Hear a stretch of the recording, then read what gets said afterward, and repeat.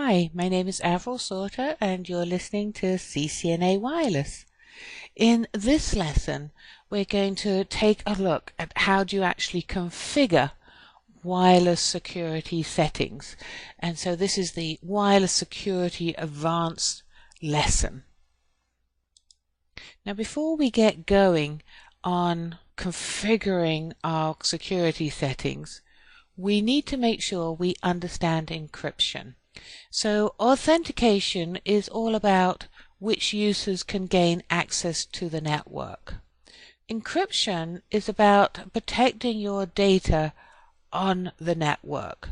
So making sure that it's been scrambled in such a way that anybody getting access to that traffic going over your networks cannot understand it. So there are many layers to the OSI model, and you can encrypt at different layers. So for instance, if you wanted to encrypt at the layer 4, that would be Secure Socket Layers, SSL. You could encrypt at the layer 3 with a protocol like IPsec, or you can encrypt at the layer 2 with a protocol like 802.11. So first let's talk about a layer 2 encryption. Layer 2 is a link layer. So when we talk about layer 2 encryption, we're talking about encrypting over a single link. And when we talk about 802.11 encryption, what we're talking about is encryption between your wireless device and the wireless access point. Once you go past the wireless access point, your data has been unencrypted and so therefore is forwarded on in plain text, unless of course you have other security mechanisms in place for those links. The main purpose of the 802.11 encryption is to prevent people eavesdropping over the air. It's incredibly easy to listen to Wi-Fi traffic. You just need to have a receiver tuned to the 2.4, the 5 gigahertz band, and a tool like EarPCAP and Wireshark, and you can listen to those packets. You can look inside those packets and see the data that's going over the air. And so you need to protect yourself by encrypting that data. As I said, it's just going over the wireless link. If you're concerned about security from an end-to-end perspective, like between the client and the server or the host that is communicating to, then you need to provide a higher layer encryption. It could be layer 3, like IPsec, or it could be even higher, like SSL, which, as I mentioned, is at the layer 4. The advantage of going end-to-end is that anything in the intermediate nodes, as well as the physical connections, none of those, if someone eavesdrops onto it, none of those can be understood. The advantage of encrypting at the higher layers and end-to-end is that if someone tries to tap that traffic either through one of the network links or one of the network nodes, then that traffic cannot be understood because it's been scrambled with an encryption key. And so when you're thinking about security and you're thinking about protecting your data, you must think about how do you encrypt it. And do you just care about over the air, or do you care about end-to-end encryption? So we're going to focus in on the 802.11 encryption options, because after all this is a wireless LAN course. And so the first one we want to talk about is WEP. And WEP was part of the original standard. It stands for Wired Equivalency Privacy, and so they were trying to be equivalent in terms of security that a wired network would have, such as a wired Ethernet network. Unfortunately, they really didn't achieve that goal, and there are some significant vulnerabilities with the WEP protocol. So to understand WEP a little bit more, it uses the RC4 encryption algorithm, and there's nothing wrong with RC4. RC4 is not inherently insecure. Where the problem comes in is how they implemented RC4. And the problem particularly comes in on the initialization vector.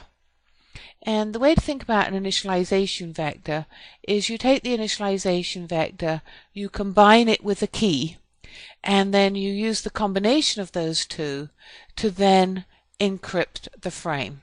The problem is that if your initialization vector is too short and you collect enough data, you'll be able to see a repeat pattern.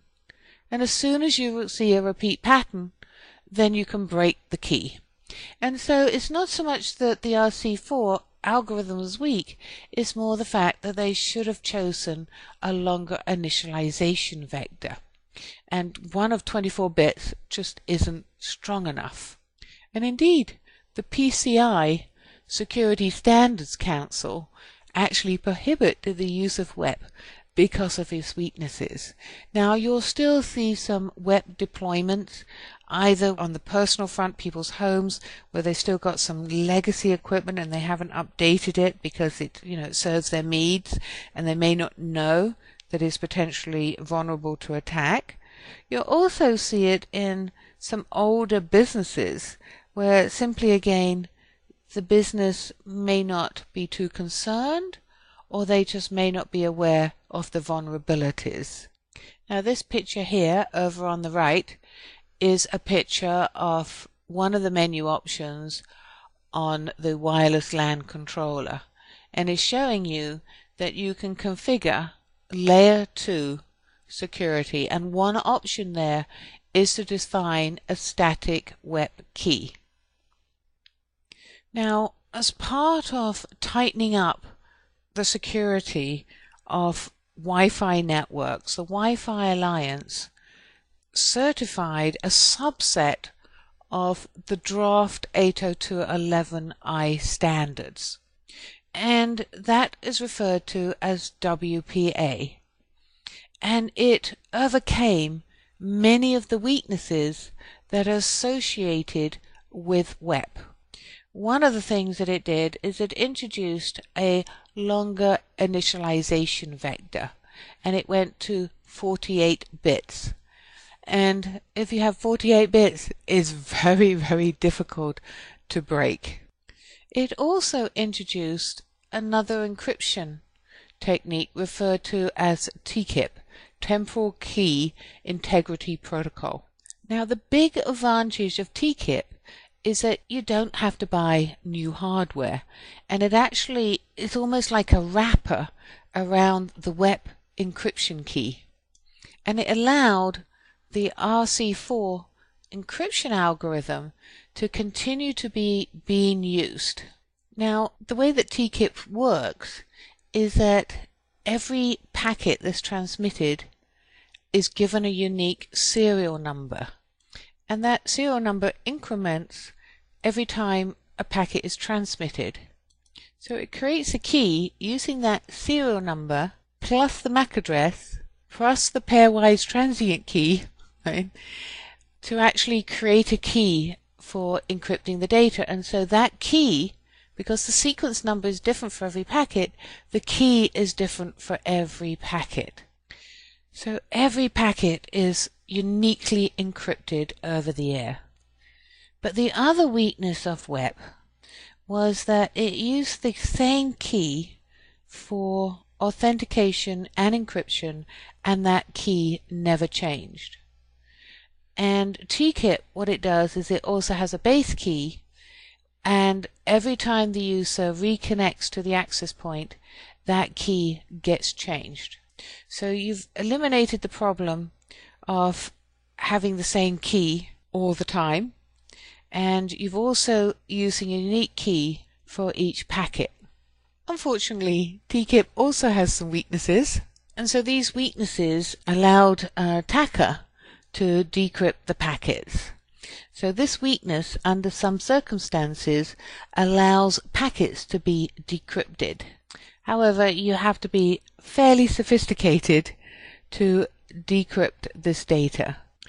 the picture on the right again shows that you can configure layer 2 security on a wireless LAN controller, and one of the options there is to select TKIP as the WPA encryption option.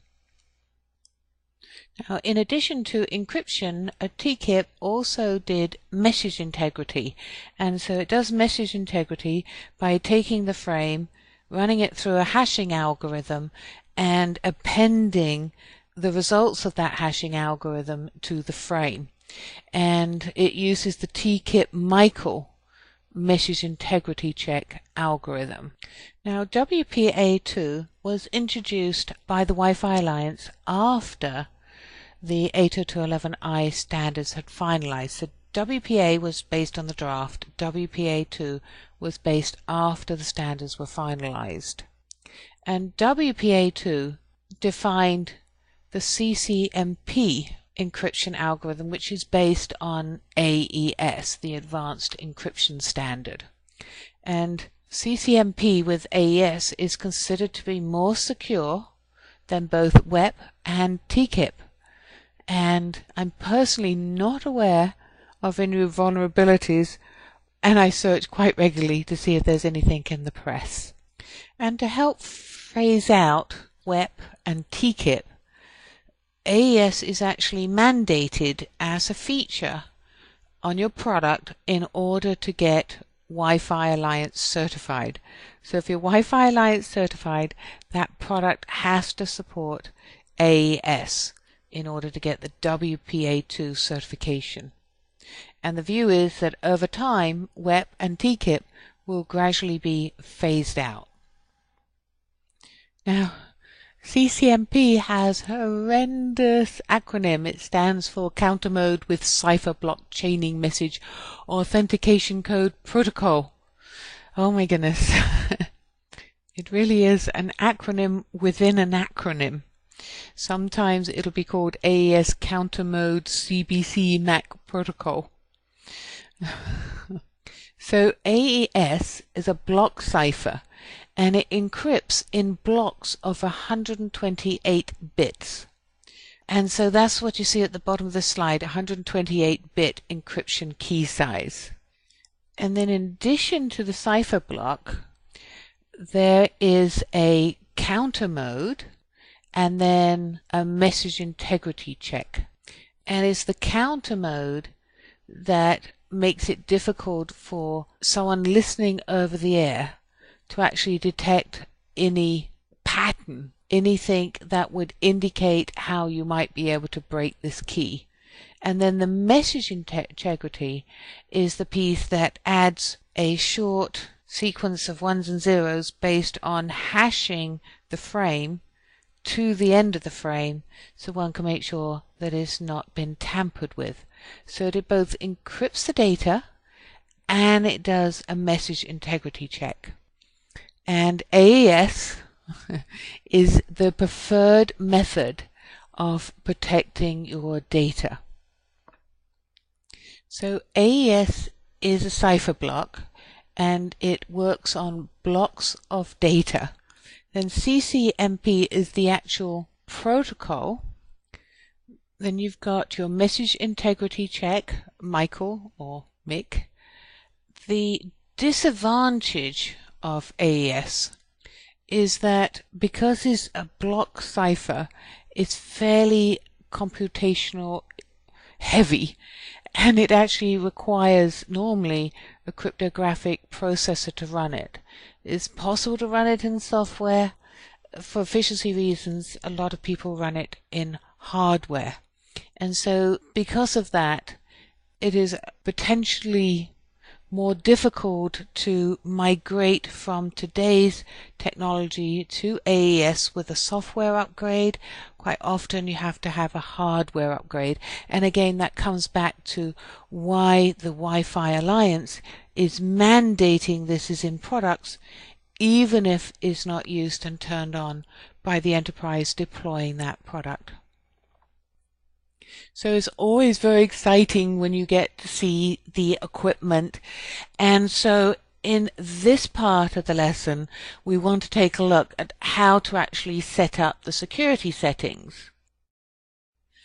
For this first demonstration, I want to go in and look at how to set up the security settings on your wireless LAN controller, which will be then driven down to your lightweight access points. And I'm going to set up two different wireless LANs. One will do layer 2 WPA2 authentication, and one will do layer 3 web authentication. So to do this demonstration, I'm going to use the GUI, and so I want to sign in to the wireless LAN controller.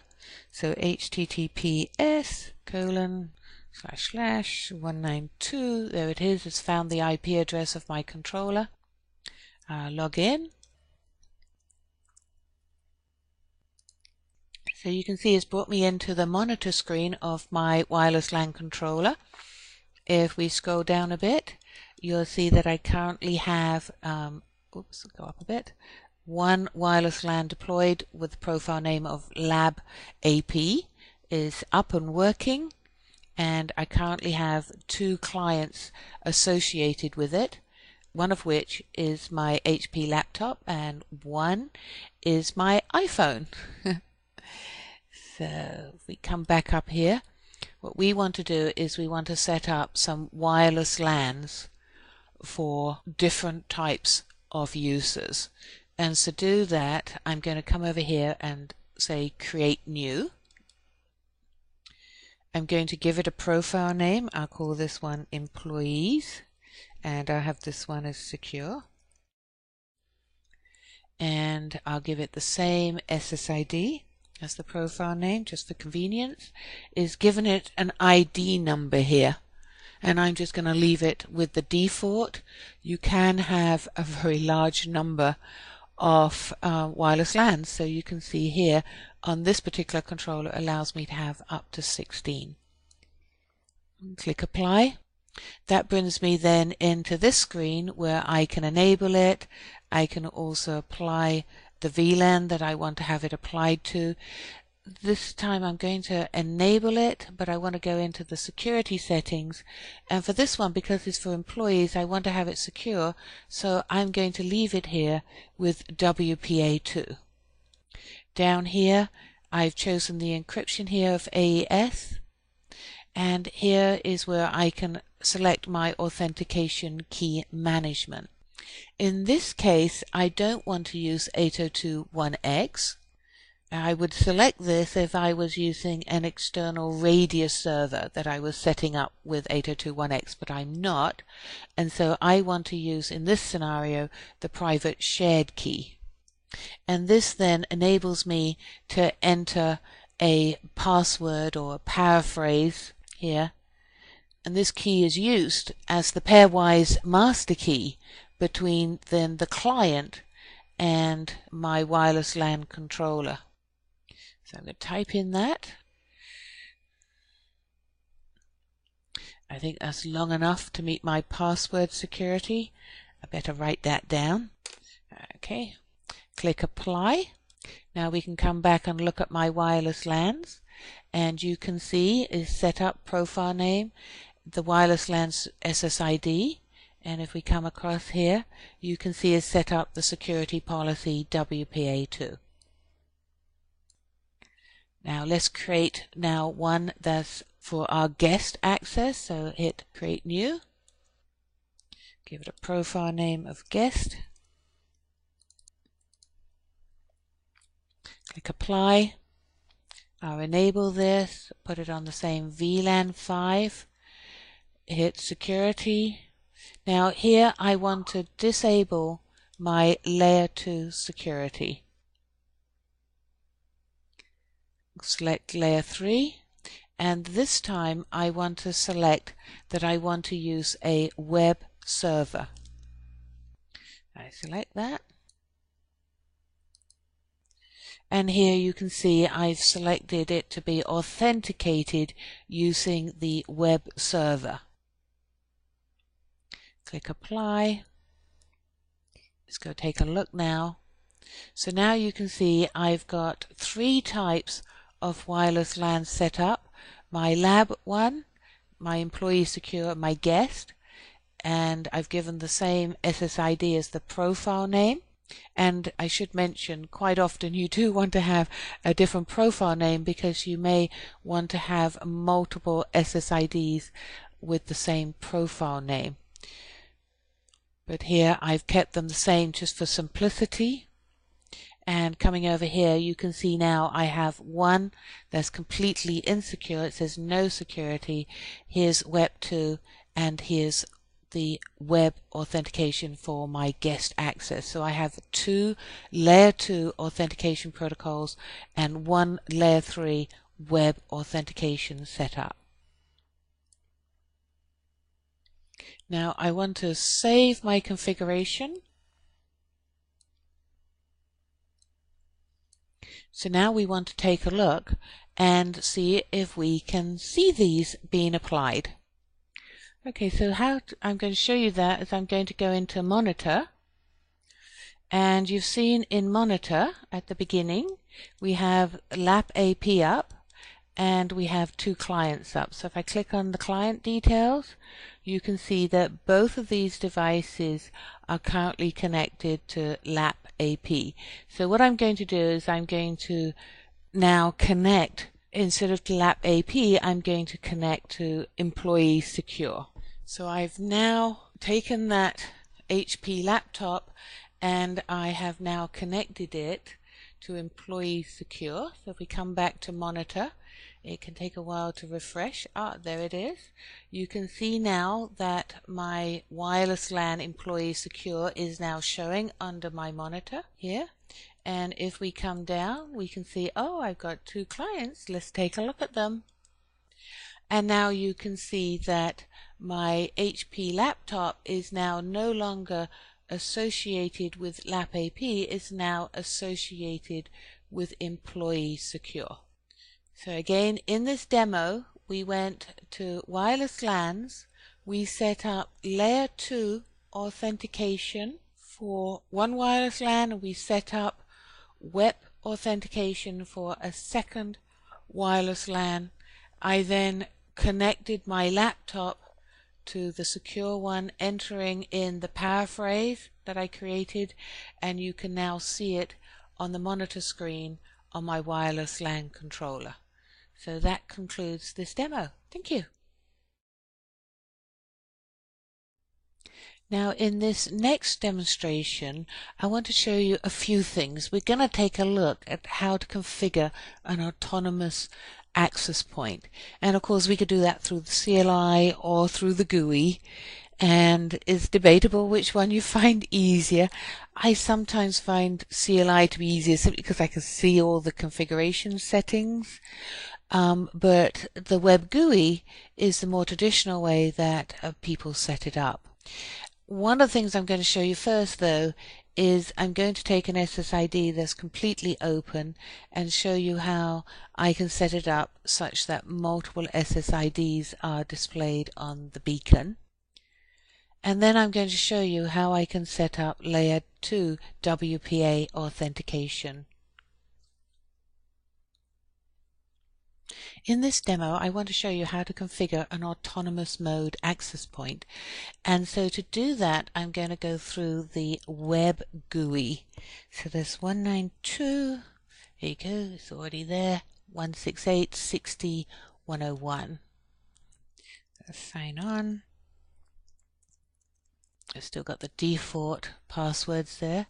This brings me to the home page of my 1140 series access point, and you can see here I've got support for 2 radios, the 2.4 and the 5 gigahertz band.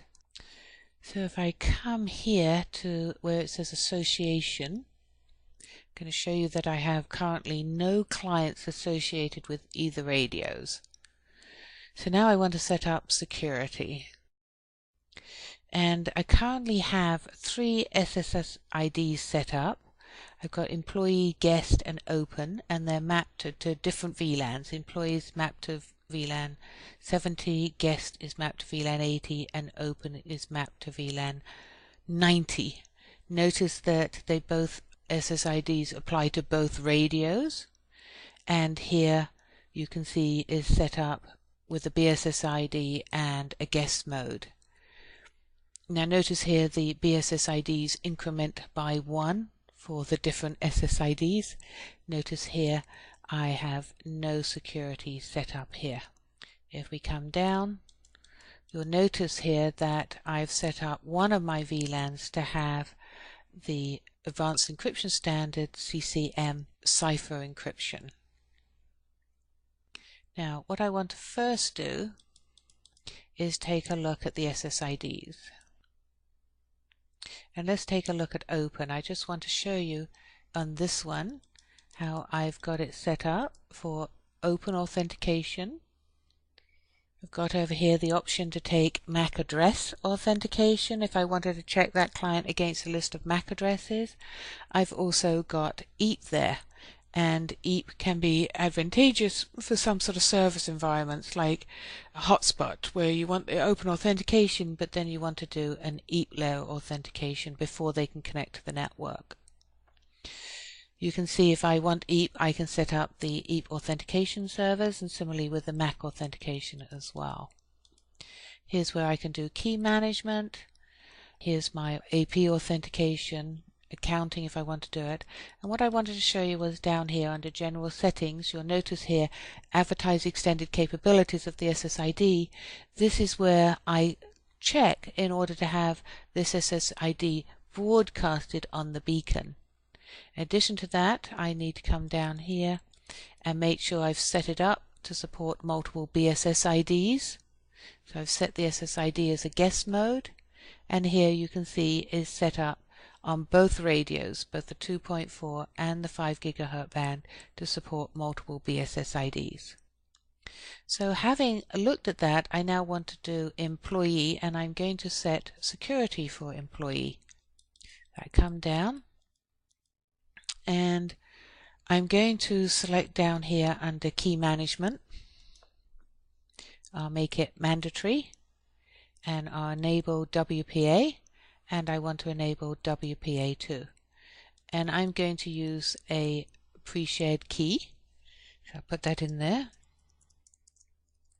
and of course I'm putting it in an ASCII, and then I'm going to select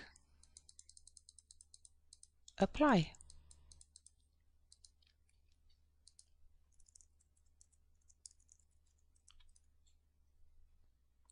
Okay, so that's good. So now I'm going to come up here and look at association, and I'm now going to connect to employee on my next laptop. So it's asking me for the key, type that in, hit OK, I'm going to hit the refresh button, and now you can see that my access point has a client associated with it. And you can see it's come in on VLAN 70. I'm now going to take my other laptop and connect that with Open, which is not requiring a password. I will hit the refresh, and you can see now I have another client coming in, and ignore the IP addresses. I don't have the access point connected, and so this is just giving me the default IP addresses, and this one's giving me no. It's simply that I don't have the access point connected to the network. And here you can see it's associated, and here is VLAN 90. So just to summarize, if you want to set up security, you go through the security tabs. This enables you to set up security by clicking here, and also to set up the encryption settings that you want to connect to the network. I hope you found this demo useful. Thank you. To wrap up this lesson, let's go through a couple of key terms, WPA and WPA2. You should be familiar with both. Both of them are Wi-Fi Alliance certification programs. WPA was an early program based on a draft of 802.11i, and it defined personal which uses a private shared key, and Enterprise, which uses 802.1x. And the encryption was using TKIP with the RC4 encryption algorithm. Once the standard was finalized, that is the 802.11i standard, then the Wi-Fi Alliance updated that program with WPA2. And WPA2 is now mandatory for getting Wi-Fi Alliance certification. And WPA2 keeps the personal and enterprise, so personal for private shared key and enterprise for 802.1x, but it's now introduced the AES CCMP protocol and replaced TKIP. And so when you're looking at products and you're looking at deploying your network for security reasons, you should really implement WPA2. I hope you enjoyed this lesson on security. It is a really important section, both from an exam perspective, but also from a deployment perspective, both in the enterprise and in your personal home environment. So thank you for listening.